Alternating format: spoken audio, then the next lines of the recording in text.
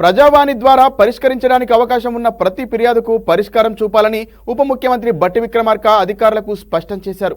ప్రజావాణి పనితీరుపై ప్రతి 3 నెలలకొకసారి ప్రణాళిక శాఖ ఆధ్వర్యంలో సమీక్ష సమావేశం నిర్వహిస్తామని ఆయన తెలిపారు. హైదరాబాద్లోని సచివాలయంలో డిప్యూటీ సీఎం బట్టి విక్రమార్క ప్రణాళిక సంఘం ఉపాధ్యక్షుడు చిన్నారెడ్డితో కలిసి ప్రజావాణి ఫిర్యాదుల పరిష్కారంపై సమీక్ష నిర్వహించారు. ఈ సందర్భంగా బట్టి విక్రమార్క మాట్లాడారు. రేషన్, సంక్షేమ పథకాలు పొందేందుకు వేర్వేరుగా గుర్తింపు కార్డులు ఇవ్వాలనే అంశంపై చర్చ జరుగుతోందని ఉప ముఖ్యమంత్రి తెలిపారు.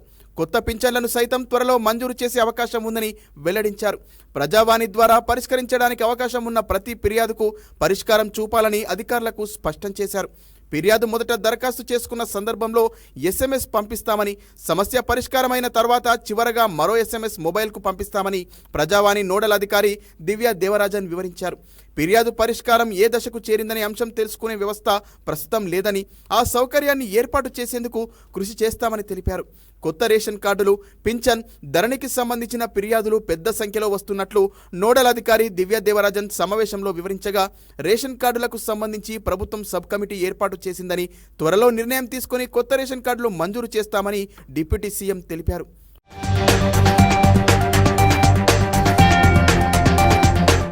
మహిళలకు ఉచితంగా కుట్టు మిషన్లు ఇస్తే ప్రయోజనం లేదని, వారికి శిక్షణ ఇవ్వాల్సిన అవసరం ఉందని, అందుకు అవసరమైతే ఆర్థిక సాయం చేసేందుకు ప్రభుత్వం సిద్ధంగా ఉందని ఉప ముఖ్యమంత్రి తెలిపారు.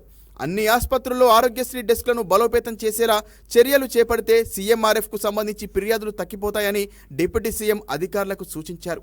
జీరో విద్యుత్ బిల్లు దరఖాస్తులు తీసుకునే మండల స్థాయి సిబ్బందికి శిక్షణ ఇచ్చే అంశాన్ని పరిశీలిస్తామని బట్టి విక్రమార్క అధికారులకు తెలిపారు.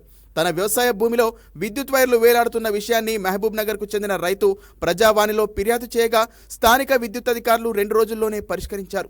దీంతో రైతు అధికారులను అభినందిస్తూ లేఖ రాసిన విషయాన్ని అధికారులు సమావేశంలో ప్రస్తావించారు.